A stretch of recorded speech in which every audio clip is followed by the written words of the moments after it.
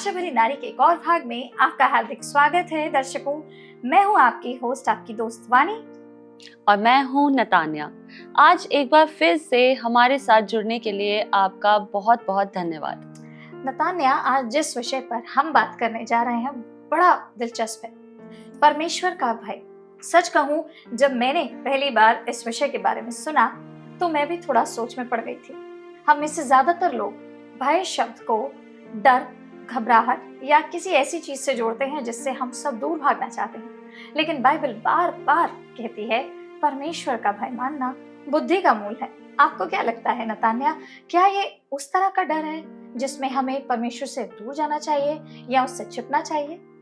बहुत सटीक सवाल किया है आपने वाणी, और मुझे लगता है कि ऐसी बहुत सी महिलाएं होंगी जो इस उलझन का सामना करती होंगी। उनमें से मैं भी एक हूँ। एक तरफ हमें सिखाया जाता है कि परमेश्वर का भय मानो, और दूसरी तरफ ये भी सिखाया जाता है कि परमेश्वर प्रेम है। वैसे देखा जाए तो ये दोनों बातें एक दूसरे के विपरीत लग सकती हैं, है ना? जी हाँ, बिल्कुल लग सकती है, मगर ऐसा है नहीं। इसलिए चलिए आज इसी उलझन को सुलझाने की कोशिश करते हैं। सबसे पहले तो यही समझते हैं कि जब बाइबल कहती है कि परमेश्वर का भय मानना बुद्धि का मूल है, तो वो असल में हमसे कहना क्या चाह रही है। नीति वचन एक साथ एक शक्तिशाली घोषणा करते हुए कहता है, परमेश्वर का भय मानना बुद्धि का मूल है। बुद्धि और शिक्षा को मूढ़ ही लोग तुच्छ जानते हैं।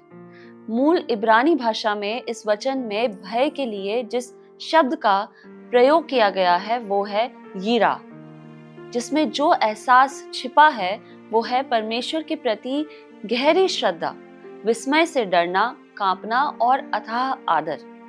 ये ऐसा भय नहीं है जो हमें परमेश्वर से दूर भागने को कहे, बल्कि ये ऐसा आदर मिश्रित भय है जो हमारे पूरे अस्तित्व को प्रभु की ओर खींचता है, इस एहसास के साथ कि वो कितना महान है और हम कितने छोटे हैं। इसी संदर्भ में मुझे अय्यूब की कहानी याद आ रही है, जो हमें सिखाती है कि परमेश्वर का भय मानना वास्तव में कैसा होता है। कथावाचक बवंडर से पहले अय्यूब की कहानी। बाइबल में अय्यूब की पुस्तक हमें एक ऐसे व्यक्ति से मिलवाती है जिसने असीम दुख सहा।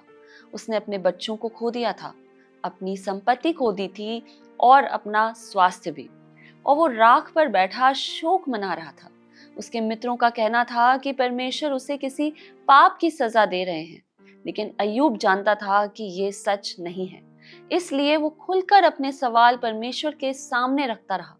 उसने साहस के साथ उत्तर मांगा।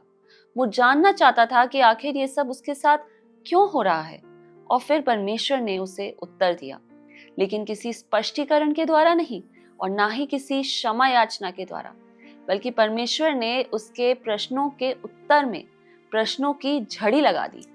जब मैंने पृथ्वी की नींव डाली तब तू कहाँ था, जबकि भोर के तारे एक संग आनंद से गाते थे और परमेश्वर के सब पुत्र जय जयकार करते थे? क्या तू कभी समुद्र के सोतों तक पहुंचा है या गहरे सागर की थाह में कभी चला फिरा है? एक के बाद एक प्रश्न, और हर प्रश्न के साथ अय्यूब के सामने सृष्टि के रचयिता की महिमा, बुद्धि और उसकी सृष्टि पर उसका असीम अधिकार यानी कि कंट्रोल और भी स्पष्ट होता चला गया। और अय्यूब, जो अपने दुख और प्रश्नों को लगातार व्यक्त करता रहा था, अब मौन हो गया। फिर उसने धीरे से कहा, मैंने कानों से तेरा समाचार सुना था, परंतु अब मेरी आंखें तुझे देखती हैं। परमेश्वर के साथ इस भेंट से वो टूटा नहीं, बल्कि वो पूरी तरह बदल गया। वैसे तो पहले भी वो परमेश्वर का भय मानता था, लेकिन दूर से, अपने ज्ञान और समझ के आधार पर। लेकिन अब वो परमेश्वर का भय निकटता से मान रहा था, डरते, कांपते, आत्मा की गहराई से। और उसी आदर मिश्रित भय में, उसी पवित्र विस्मयकारी अथाह भय में उसे चंगाई मिल गई। इसलिए नहीं कि परमेश्वर ने उसे उसके दुख का कारण समझा दिया था, बल्कि इसलिए कि उसने उस परमेश्वर को देख लिया था जो उसके दुख को अपने हाथों में थामे हुए था, और उसके लिए इतना ही काफी था। नतान्या, अय्यूब की कहानी में मुझे सबसे अच्छी बात यही लगती है, उसने परमेश्वर को कम नहीं बल्कि पहले से कहीं अधिक गहराई से देखा, और उसी दर्शन ने सब कुछ बदल दिया। बिल्कुल वाणी, आपने बिल्कुल सही बात कही है। और परमेश्वर का भय तब पैदा नहीं होता जब हम परमेश्वर से भेंट करना कम कर देते हैं और उससे छिपने लगते हैं, बल्कि तब होता है जब हम उससे ज़्यादा से ज़्यादा भेंट करते हैं और उसकी उपस्थिति में बदलने लगते हैं। नतानिया, मैं इस बात को थोड़ा और गहराई में जानना चाहूंगी। क्या परमेश्वर को केवल एक सामर्थी सृष्टिकर्ता के रूप में जान लेना ही उसके प्रति सही भय रखने के लिए पर्याप्त है? ये बहुत ही महत्वपूर्ण सवाल है वाणी, और इसका उत्तर है ये तो बस शुरुआत है। ये जानना कि परमेश्वर ने सारी सृष्टि बनाई है, कि वो पवित्र है, धर्मी है और संप्रभु है, स्वाभाविक रूप से हमारे मन में आदर मिश्रित भय पैदा करना चाहिए। लेकिन बात यहीं समाप्त नहीं होती। क्यों? इसमें अभी और क्या बाकी है? एक पिता का हृदय, इसे ऐसे समझिए, एक तस्वीर ऐसे हो सकती है कि आप जानती हैं कि परमेश्वर सर्वशक्तिमान तो है, और आप उससे ऐसे डरती हैं जैसे कोई बच्चा किसी कठोर और दूरी बनाए रखने वाले राजा से डरता है।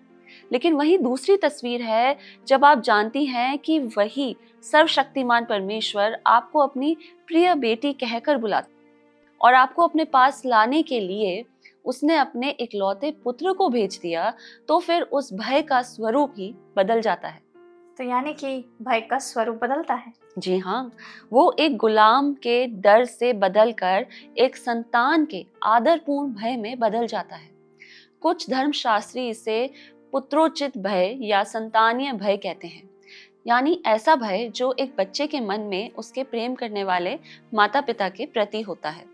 ये दहशत नहीं है, ये प्रेम से मिला हुआ ऐसा विस्मय है जो भीतर तक कपा दे। कितनी सुंदर बात है ना। और मुझे लगता है कि हम में से बहुत सी महिलाओं ने शायद केवल पहले वाले भय को ही जाना है, वही जो दूरी से पैदा होता है। जी हाँ, और ऐसा भय मन को रूखा कर देता है। वो हम परमेश्वर के पास नहीं लाता, बल्कि उससे दूर कर देता है। इसीलिए मसीह के द्वारा परमेश्वर को अपने छुड़ाने वाले और पिता के रूप में जानना कोई विकल्प नहीं है। ये हमारे जीवन को बदल देने वाली सच्चाई है। यशाया 11:2-3 में मसीह के विषय में लिखा है, यहोवा का आत्मा, बुद्धि और समझ का आत्मा, युक्ति और पराक्रम का आत्मा और ज्ञान और यहोवा के भय का आत्मा उस पर ठहरा रहेगा, और उसको यहोवा का भय सुगंध सा भाएगा। अब मैं आपको 16वीं शताब्दी के एक ऐसे सुधारक की कहानी सुनाती हूँ जिसने उस समय की धार्मिक व्यवस्था में फैले भ्रष्टाचार को खुलकर चुनौती दी, प्रोटेस्टेंट धर्म सुधार का मार्ग प्रशस्त किया और मसीह विश्वास की मूल शिक्षाओं को पुनः स्थापित करने का कार्य किया। वाचक मार्टिन लूथर की पीड़ा और उनका परिवर्तन। 16वीं शताब्दी की शुरुआत में जर्मनी का एक युवा भिक्षु भीतर ही भीतर टूट रहा था। उसका नाम था मार्टिन लूथर। बाहर से देखने पर वो परमेश्वर का एक समर्पित सेवक दिखाई देता था। वो इतना उपवास करता था कि उसका शरीर बेहद कमजोर हो जाता, घंटों तक अपने पापों का अंगीकार करता रहता, ठंडे पत्थर के फर्श पर सोता, घुटनों के बल सीढ़ियां चढ़ता। फिर भी उसके मन का भय उसका पीछा नहीं छोड़ता था। वो जानता था कि परमेश्वर पवित्र है, वो ये भी जानता था कि परमेश्वर पाप से घृणा करता है, लेकिन इन दो सच्चाइयों के आगे वो कुछ और देख ही नहीं पाता था। उसे परमेश्वर में ना अपनापन दिखाई देता था, ना गर्मजोशी। उसे केवल एक ज्वलंत धार्मिकता दिखाई देती थी जिसकी मांग इतनी अधिक थी कि उसे पूरा करना उसके बस में नहीं था।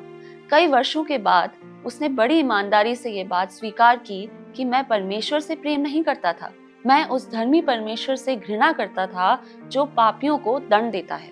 मैं परमेश्वर से नाराज था, इसलिए अपने समय के बहुत से लोगों की तरह उसने अपना स्नेह मरियम और संतों की ओर मोड़ दिया। परमेश्वर की धार्मिकता। अब तक वो इसका अर्थ यही समझता आया कि ये परमेश्वर का वो सिद्ध स्तर है, एक ऐसा मानदंड है जिस तक हम कभी पहुंच ही नहीं सकते। लेकिन उस दिन पवित्र आत्मा ने उसकी आंखें खोल दी और उसका नजरिया बदल दिया। उसे समझ में आया कि परमेश्वर की धार्मिकता एक मांग नहीं है, ये एक वरदान है। जो व्यक्ति मसीह पर विश्वास करता है, परमेश्वर उसे अपनी धार्मिकता प्रदान करता है। ये समझते ही लूथर रो पड़ा। बाद में उसने बताया कि उस समय उसे ऐसा लगा था मानो स्वर्ग के द्वार उसके लिए खुल गए। कई वर्षों बाद लूथर ने अपने अनुभव को याद करते हुए एक असाधारण बात कही। उसने कहा, मसीह के बिना हमें परमेश्वर में एक क्रोधित और न्याय करने वाले न्यायी परमेश्वर के अलावा कुछ दिखाई नहीं देता। लेकिन मसीह के द्वारा परमेश्वर ने अपने पिता के हृदय की गहराइयों और अपने अवर्णनीय प्रेम को प्रकट किया है। जिस परमेश्वर से लूथर पहले दहशत से कांप उठता था, अब उसी को वो अपने पिता के रूप में देखकर आदर और विस्मय से कांप उठता था। परमेश्वर की पवित्रता वही थी, उसकी धार्मिकता भी वही थी। बदला था तो केवल लूथर का उसे देखने का नजरिया और उसके भय का स्वरूप। लूथर की कहानी इतनी प्रभावशाली इसलिए है क्योंकि वो एक ऐसा अत्यंत धार्मिक व्यक्ति था जो परमेश्वर का भरपूर ज्ञान होने के बावजूद भीतर से दुखी और बेचैन रहता था, क्योंकि उसका ज्ञान अधूरा था। वो परमेश्वर के न्याय रूप को तो जानता था, लेकिन अभी तक उसने उसे पिता के रूप में नहीं जाना था। बिल्कुल। और जिस क्षण उसने परमेश्वर को अपने पिता के रूप में देख लिया, एक ऐसे पिता के रूप में जो केवल धार्मिकता की मांग नहीं करता बल्कि उसे प्रदान भी करता है, सब कुछ बदल गया। सिर्फ उसका धर्मशास्त्र नहीं, उसका हृदय भी। बिल्कुल ठीक नतान्या, और यही बात आज की महिलाओं के लिए भी कितनी प्रासंगिक है। क्यों, है ना? हम में से बहुत सी महिलाएं लगातार खुद को साबित करने की कोशिश करती रहती हैं। हम अच्छा बनने की, सब कुछ ठीक करने की कोशिश करती रहती हैं, और कहीं ना कहीं मन में ये डर भी रहता है कि शायद हमारी असफलताएं परमेश्वर के अनुग्रह से बड़ी ना हो जाएं। जी हाँ, और ऐसा भय जो पूछता है, कहीं मेरे पाप इतने बड़े तो नहीं कि उन्हें माफ ना किया जा सके। वो संतानीय भय नहीं है जिसकी ओर पवित्र शास्त्र हमें बुलाता है। परमेश्वर के प्रति सही भय पूरी तरह मसीह द्वारा छुड़ाए जाने पर आधारित होता है। वो ये संदेह नहीं करता कि क्या ये पर्याप्त होगा। वो जानता है कि मसीह का कार्य पर्याप्त है। नतान्या, जब मैं इस सप्ताह अध्ययन कर रही थी तो मेरे मन में एक बात आई जिसने मुझे बहुत चौंका दिया। क्या स्वयं यीशु भी यहोवा का भय मानते थे? जी हाँ, और ये उन सुंदर सच्चाइयों में से एक है जिन पर अक्सर हमारा ध्यान नहीं जाता। लूका रचित सुसमाचार हमें बताता है कि बालक यीशु बुद्धि और डील डॉल में बढ़ता गया, और नीति वचन हमें बताता है कि परमेश्वर का भय बुद्धि का मूल है। इसलिए यदि यीशु बुद्धि में बढ़े तो इसका अर्थ है कि वे यहोवा के भय में भी बढ़े। तो यानी कि परमेश्वर का पुत्र स्वयं अपने पिता का भय मानता था। बिल्कुल ठीक कहा आपने। और यशाया ने सदियों पहले इसकी भविष्यवाणी भी कर दी थी। उसने कहा कि जब मसीह आएगा तो यहोवा के भय का आत्मा उस पर ठहरा रहेगा और उसको यहोवा का भय सुगंध सा भाएगा। ये उसके लिए कर्तव्य नहीं बल्कि आनंद का विषय होगा। याद रखिए, आनंद, बोझ नहीं। नहीं, बोझ नहीं, कभी भी नहीं। ये एक पुत्र का वो अथाह समर्पण था जो अपने पिता की भलाई, महिमा और अद्भुत महानता पर विस्मित था। और इसमें सबसे आश्चर्यजनक बात यह है कि जब हम यीशु मसीह के द्वारा परमेश्वर के परिवार में लेपालक संतान के रूप में आते हैं, तो हमें भी उसी सुगंध, उसी आनंद में सहभागी होने के लिए बुलाया जाता है। तो ये विस्मयकारी भय हमारा नहीं है बल्कि मसीह का है जो हमें सौंपा गया है। बिल्कुल। और क्या ये बात अद्भुत नहीं है? हमें यहोवा के भय को पैदा करने के लिए संघर्ष नहीं करना पड़ता। इसका एहसास करने के लिए हमें अपने आप को पर्याप्त पवित्र बनाने की कोशिश नहीं करनी पड़ती। परमेश्वर का आत्मा, वही आत्मा जो यीशु पर ठहरा था, हमारे हृदयों को पिता की ओर मोड़ता है और हमारे भीतर ये संतान का आदरपूर्ण भय उत्पन्न करता है। जैसा कि रोमियो 8:15 में लिखा है, क्योंकि तुमको दासत्व की आत्मा नहीं मिली कि फिर भयभीत हो, परंतु लेपालकपन की आत्मा मिली है जिससे हम हे अब्बा, हे पिता कहकर पुकारते हैं। खाली कब्र पर मरियम मगदलीनी, यूहन्ना 20। ये तीसरा दिन था। वे 3 दिन जो शायद संसार के इतिहास के सबसे अंधकारमय दिन थे। सुबह अभी भी पूरी तरह नहीं हुई थी, अंधेरा बाकी था जब मरियम मगदलीनी कब्र पर आई। उसने गलील की धूल भरी राहों पर यीशु का विश्वास योग्य होकर अनुसरण किया था। उसने उन्हें बीमारों को चंगा करते, टूटे हुओं को बहाल करते और मृतकों को जीवित करते देखा था। जब लगभग सभी लोग यीशु को छोड़कर भाग गए थे, तब भी वो क्रूस के पास खड़ी रही थी और अब वो सुगंधित पदार्थ लेकर कब्र पर आई थी ताकि अपने प्रभु के लिए आखिरी स्नेह भरा कार्य कर सके, उसकी देह की देखभाल कर सके। लेकिन जब तक वो वहां पहुंची तो उसने देखा कि पत्थर पहले से हटा हुआ है, खाली कब्र थी। बाहर खड़ी रो रही थी, उसे कुछ समझ ही नहीं आ रहा था। तभी कब्र के भीतर बैठे दो स्वर्गदूतों ने उससे पूछा, हे स्त्री, तू क्यों रोती है? उसने उनसे कहा, वो मेरे प्रभु को उठा ले गए और मैं नहीं जानती कि उसे कहाँ रखा है। ये कहकर वो पीछे मुड़ी और वहां एक व्यक्ति खड़ा था। उसने माली समझकर उससे कहा, हे महाराज, यदि तूने उसे उठा लिया है तो मुझे बता कि उसे कहाँ रखा है और मैं उसे ले जाऊंगी। तभी उस व्यक्ति ने केवल एक शब्द कहा, मरियम, बस उसका नाम, लेकिन वही काफी था। उसने उस आवाज को तुरंत पहचान लिया। वो मुड़ी, उसकी ओर बढ़ी और इब्रानी में पुकार कर उठी, रब्बूनी, अर्थात हे गुरु। वाह, सच में पवित्र शास्त्र बहुत ही सुंदरता से हमें प्रभु के प्रेम के बारे में और उनके भय के बारे में साझा करता है। मत्ती रचित सुसमाचार हमें बताता है कि जो स्त्रियां जी उठे प्रभु यीशु से मिली, वे भय और बड़े आनंद के साथ कब्र से शीघ्र लौटकर उसके चेलों को समाचार देने के लिए दौड़ गईं। भय और बड़ा आनंद, इसे हो सके तो कहीं अंडरलाइन कर लीजिए, दोनों एक साथ। यही तो जी उठे प्रभु का भय है। ये वो भय नहीं है दर्शकों जो हमें जकड़ दे, ये वो भय है जो हमें आगे बढ़ाता है। ये वो भय नहीं है जो हमें छिपने पर मजबूर करे। ये वो भय है जो हमें संसार के इतिहास के सबसे महान और महिमामय समाचार को दूसरों तक पहुंचाने के लिए प्रेरित करता है। और यही परमेश्वर के प्रति सही भय का प्रभाव है। वो हमें चुप नहीं कर देता, बल्कि हमें उठाकर आगे बढ़ने के लिए प्रेरित करता है। मुझे मरियम की प्रतिक्रिया बेहद पसंद है। वो कांपी भी और फिर लोगों की ओर दौड़ी भी। उस भय ने उसे जकड़ा नहीं, बल्कि आगे बढ़ा दिया। आपने बहुत सुंदर बात कही है वाणी।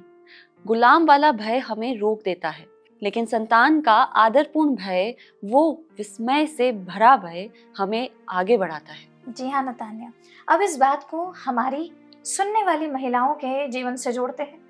आज जो महिलाएं हमें सुन रही हैं, चाहे वो एक माँ हो, कामकाजी महिला हो या जीवन के बोझों को उठा रही कोई महिला हो, उन सभी के जीवन में परमेश्वर का भय व्यवहारिक रूप से कैसा दिखाई देता है? मुझे लगता है वाणी कि सबसे पहले तो इसका अर्थ ये है कि उसे अब परमेश्वर की स्वीकृति पाने के लिए खुद को साबित करते रहने की जरूरत नहीं है। वो ये जानकर विश्राम कर सकती है कि मसीह के द्वारा उसे परमेश्वर की स्वीकृति पूरी तरह, संपूर्ण रूप से और हमेशा के लिए मिल चुकी है। और ये सच्चाई अपने आप में मन को गहरा विश्राम देती है। बिल्कुल ठीक कहा आपने। और विश्राम विश्राम तो ऐसी चीज है जिसकी आज बहुत सी महिलाएं तलाश कर रही हैं। बिल्कुल सही कहा आपने। और दूसरी बात, परमेश्वर के प्रति सही भय पाप को देखने का हमारा नजरिया बदल देता है। हम पाप से केवल इसीलिए नहीं दूर रहते क्योंकि हमें दंड से डर लगता है, बल्कि हम पाप से घृणा करने लगते हैं क्योंकि हम परमेश्वर से प्रेम करते हैं। इन दोनों बातों के पीछे के उद्देश्य बिल्कुल अलग अलग हैं। एक डर से प्रेरित है, दूसरा प्रेम से प्रेरित है। जी हाँ, और संतान का आदरपूर्ण भय प्रेम से प्रेरित भय है। ये उस बेटी का भय है जो अपने पिता के हृदय को दुखी नहीं करना चाहती। इसलिए नहीं कि उसे घर से निकाल दिए जाने का डर है, बल्कि इसलिए कि वो अपने पिता से प्रेम करती है। सच बताऊं नतान्या, बहुत गहरा अंतर है। मुझे लगता है कि मैं खुद भी कई वर्षों तक पहली श्रेणी में रही, बिना ये समझे कि मैं ऐसा कर रही हूँ। हम में से अधिकांश लोग वहीं से शुरू करते हैं वाणी। लेकिन खुशखबरी ये है कि सुसमाचार हमें उसी जगह ठहरे रहने नहीं देता। वो हमें गलत प्रकार के भय से सही प्रकार के भय तक ले जाता है। और ये परिवर्तन ज्यादा कोशिश करने से नहीं, बल्कि ये साफ साफ देखने से होता है कि असल में परमेश्वर कौन है। और हम कैसे ये देख सकते हैं? अब ये प्रश्न उठता है। मसीह के निकट रहकर, पवित्र शास्त्र को केवल नियमों की पुस्तक के रूप में नहीं, बल्कि परमेश्वर के प्रेम पत्र के रूप में पढ़कर। सुसमाचार को सुनकर, ऐसा संपूर्ण सुसमाचार जो परमेश्वर को केवल सृष्टिकर्ता और न्यायी के रूप में ही नहीं बल्कि पिता और छुड़ाने वाले के रूप में भी प्रकट करता है। और मुझे लगता है दर्शकों कि ये इस बात को भी चुनौती देता है कि हम सिखाते कैसे हैं, प्रचार कैसे करते हैं और अपने बच्चों को परमेश्वर के बारे में कैसे बताते हैं। यदि हम केवल परमेश्वर की सामर्थ और पवित्रता की ही बात करें, जो कि निस्संदेह महत्वपूर्ण है, लेकिन उसके पिता समान कोमल हृदय, उसकी करुणा और उस प्रेम की बात ना करें जिसके कारण वो हमें अपने पास लाने के लिए क्रूस तक गया, तो हम लोगों को परमेश्वर की अधूरी तस्वीर देकर छोड़ देते हैं। और परमेश्वर की अधूरी तस्वीर हमेशा गलत प्रकार का भय पैदा करती है। चार्ल्स स्पर्जन और गरजता हुआ आकाश। चार्ल्स हेडन स्पर्जन विक्टोरियन युग यानी कि यूनाइटेड किंगडम के सबसे प्रसिद्ध प्रचारकों में से एक थे। लंदन के मेट्रोपॉलिटन टैबरनेकल में हर सप्ताह हजारों लोग उनका संदेश सुनने के लिए एकत्रित होते थे। लोग उन्हें उनकी जीवंत कल्पना शक्ति और स्नेहपूर्ण स्वभाव और परमेश्वर के प्रति उनके निसंकोच प्रेम के लिए जानते थे। और एक बात और थी जो शायद आपको चौंका दे, उन्हें गरजते हुए तूफान बहुत पसंद थे। ऐसा नहीं था कि वे अपने विश्वास के बावजूद तूफान पसंद करते थे, बल्कि अपने विश्वास की वजह से ही उन्हें तूफान पसंद थे। उन्होंने एक बार लिखा, मुझे बिजली की चमक बहुत प्रिय है, परमेश्वर की गड़गड़ाहट मेरे लिए आनंद का विषय है।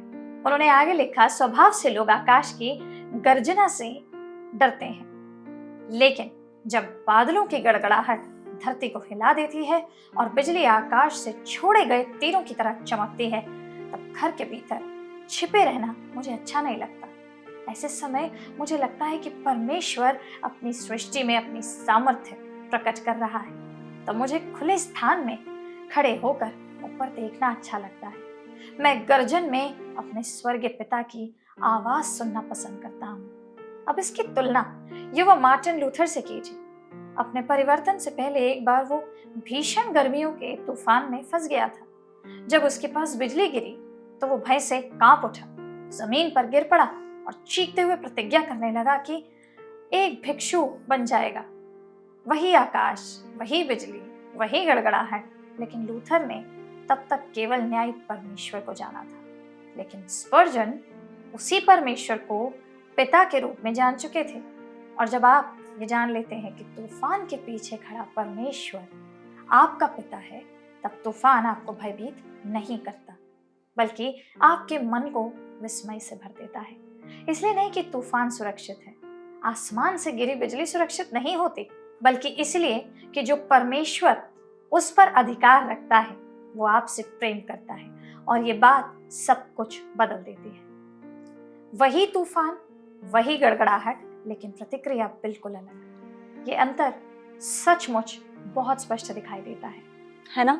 और एक बात पर ध्यान दीजिए, स्पर्जन बिजली से नहीं डरते थे।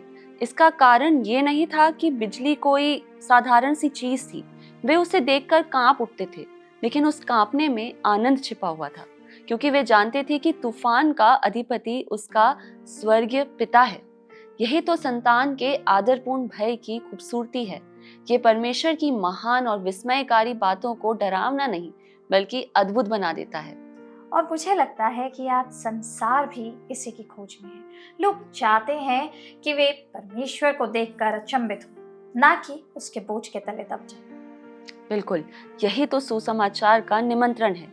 आइए और विस्मित हो जाइए, आइए और इसके प्रेम का अनुभव कीजिए, आइए और उस अनुग्रह से अभिभूत हो जाइए जो आपकी हर असफलता से कई बड़ा है। नतान्या, आज की बातचीत समाप्त करने से पहले क्या आप उस महिला के लिए कुछ कहना चाहेंगे जिसने परमेश्वर को हमेशा केवल एक न्याय के रूप में ही जाना है, जिसने जीवन भर अपने विश्वास का सफर इसी बेचैनी और डर के साए में बिताया है?